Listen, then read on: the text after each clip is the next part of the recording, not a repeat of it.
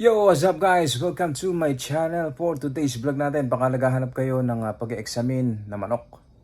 Meron tayo dito sa Bacod Bayan. Doon sa aking tatay, ang kanyang backyard breeding. Meron siyang mga manok doon na pang-out ngayon. Nagkakahalaga ng 310. So, sa panahon natin ngayon, mura na yon. Kasi ang mga pwede na pag-examine ngayon, nagre-range siya ng 5 to 6,000 pesos. So yun, 3 ang 10. Pwede na yun, panalong panalo. Yung mga manok niya doon, hindi naman siya putyo-putyo. Magaganda yung manok niya doon, quality. So tara, silipin nyo at baka makusunadahan nyo. Una-unahan na lang.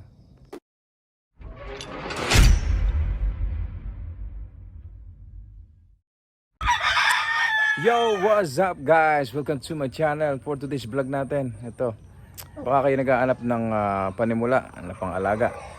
Ito, meron tayong pang-simula dito, tigta 3 ang 10. Baka makakursunadahan nyo. Ito yung isa, nasa likod ko, Hats Gray. Pang-simula, pwede nyo i-breed, pwede nyo ring isabak na sa exam. So tara guys, baka makakursunadahan nyo, papakita ko sa inyo. So ito yung isa sa 3 ang 10. Isang 3 taong gulang na Macklin Hats. So kung isa lang, sabi ko nga kanina 3.5. So kung 3 ang kukuhanin nyo, mas makakamura kayo, 3 ang 10. Pwede nang isabak sa exam ito. Ayan. Macklin Hats. Ang mga alaga ni tatay dito ay umiikot lang sa Hats, Gray Hats, saka Kelso at tapos Kanawayon. Ayan. Ang mga Hats ay nakilala sa bilis, sa galing sa sayawan, sa utak. Isahan basta-basta yan ang mga Hats. Kaya sa mga nagbe-breed, hindi nawawala sa kanila yung Hats, yung bloodline na Hats. Kinocross nila yan sa sweater, kinocross nila yan sa Kelso. Yan ang ginagawa nilang baseline, Hats, Kelso. Makukumpleto ang iyong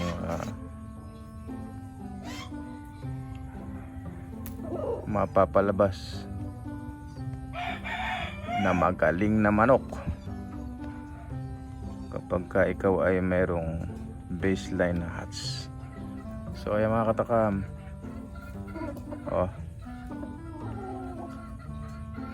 3 ang 10, 3.5 kung isa lang.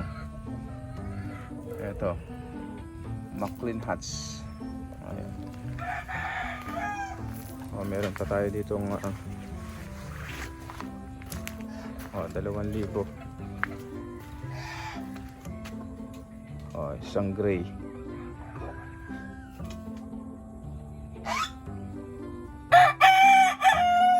Pinagsayaw natin ito. Magaling sa sayawan. So yan. Ang tatay nito ay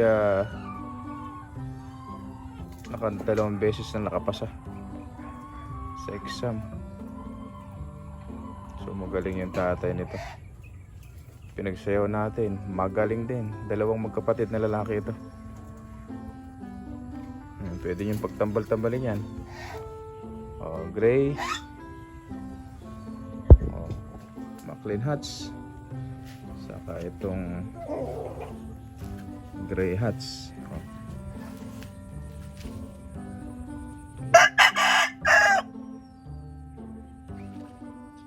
Pwede nang isabak sa exam ito. Ayan, pwede kayong mamili. Meron pa tayo itong gold. Meron tayong gold. Meron din tayo doon sweater. Saka meron pang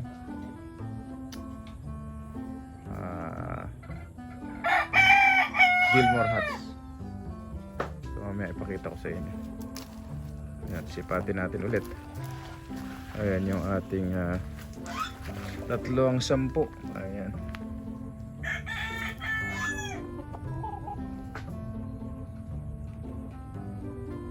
Oh, 3 taon. Hustong husto na sa gulang ito.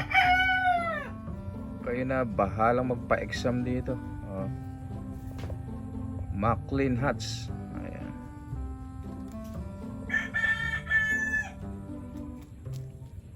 Napakaganda. Napakagaling sumayaw.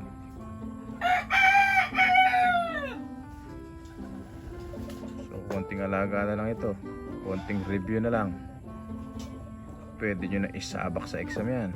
Ayan. Maclean Hats. Maclean Hats. Ito meron siyang napalabas. Ayan yung anak ng Maclean Hats. Saka ito. Ayan, anak niya na lang yan. Ang nanay nito ay yung AEJ na sweater. So yung hats, ikinoras ni tatay sa AEJ sweater. Yan ang lumabas. Ayan, dalawang magkapatid yan. Sila lang isang babae. Ayan.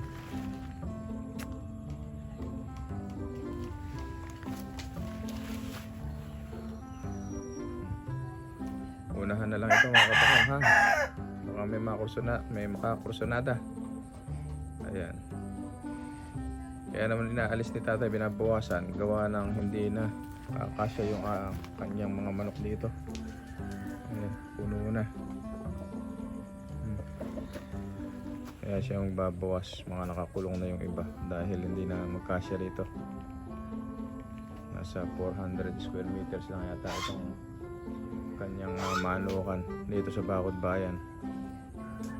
So magbabawas, baka makusunadahan nyo.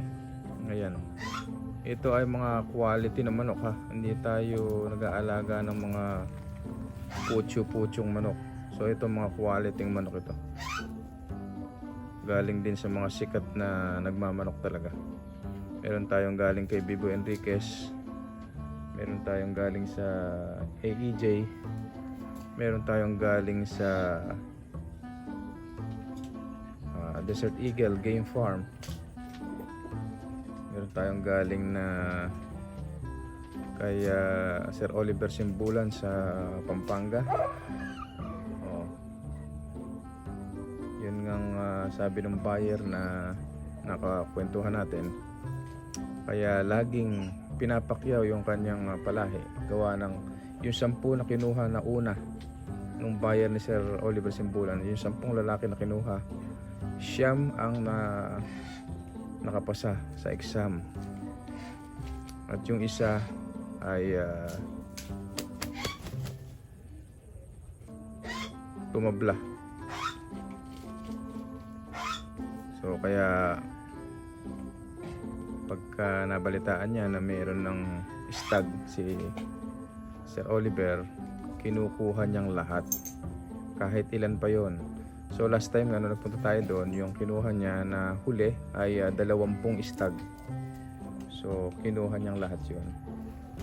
Ganon kagagaling sa sayawan at subok na matatalino ang mga Cardinal Kelso ni Sir Oliver Simbulan. So kayo, inaanyayahan ko rin kayo kung gusto niyo makakuha ng Cardinal Kelso kay Sir Oliver.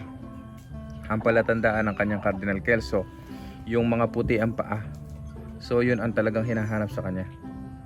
Yung mga pula na puti ang paa, yun ang mahuhusay, magagaling sa sayawan. At syempre sa score, napakaganda ng score noon sa exam. So kung kayo ay magagawi doon sa Magalang, Pampanga,